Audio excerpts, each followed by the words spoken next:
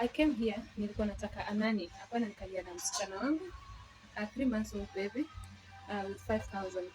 And unfortunately, nikapata mmoja Eldoret, anaitwa Njoki Wairimo Gitau. Njoki nilimtumia thao. Juu aliniambia kutoka Eldoret to Nairobi is 1,000 bob.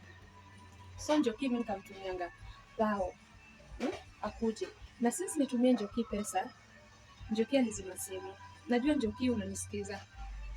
Umeniblock though, but najua unanisikiza. It is so easy for me to track you na nikakupata. Sawa, I'm going to use the law ili niweze kukupata. It is not good. Mimi nilikuwa tu good faith, natafuta mtu na kwa hao wote nilichoose Njoki. Kwa hao wote nilichoose Njoki and I did that. Akaniambia nani nikamtumia thao. Until now msichana patikani. So what's that?